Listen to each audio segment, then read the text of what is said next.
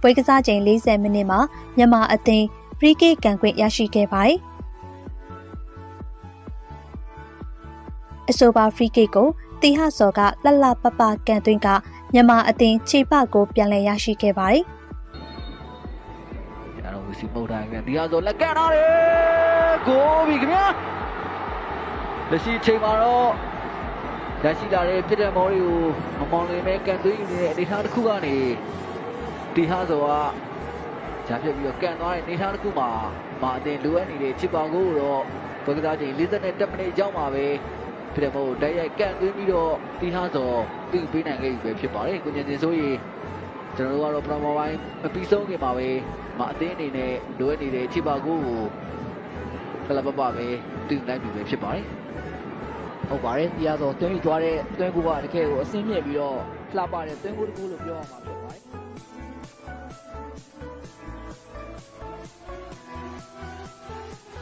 မြန်မာအသင်းရဲ့အစင်းမြင့်တဲ့သွင်းကိုတစ်ကုတ်ကိုပြန်လည်မြင်တွေ့ခဲ့ရပြီးလက်ဖနိုကိုသမားကတော့ငေးကြည့်ရုံသာတက်နိုင်ခဲ့ပါတယ်။ပွဲကစားချိန်56မိနစ်မှာမမောင်တွင်ကတောက်ကန်ပေါ်ကနေဓာတ်ရိုက်ကန်သွင်းက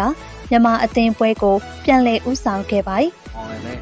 ကဲအောင်လည်းည။အောင်လည်းပြီးတာဘလို့မြောင်းနေကောင်းတိုက်တယ်။ဂိုးပြီခင်ဗျာ။လက်ရှိချိန်မှာတော့ပွဲစားချိန်56မိနစ်ရောက်မှာပဲအင်ရှင်သမားတင်ဦးဆောင်ကိုရရှိသွားခဲ့ပြီပဲဖြစ်ပါတယ်။ကျွန်တော်တို့ရတဲ့အထားတစ်ခုရဆိုလို့ရှိရင်မမောင်လေးရဲ့တောက်ကံပေါ်ကဂိုးလေးကိုတနက်မဲ့ဝင်ရောက်သွားခဲ့တဲ့ပုံစံမျိုးကိုတော့တွေ့မြင်ရတာပဲဖြစ်တယ်နော်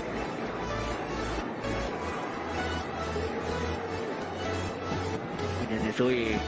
အတင်းကတော့လိုအပ်နေတဲ့ဥဆောင်ကိုဒုတိယပိုင်း56မိနစ်အရောက်မှာပဲတင်လိုက်ခဲ့ပြီဖြစ်ပါတယ်မမောင်လေးရဲ့တောင်းကံမောက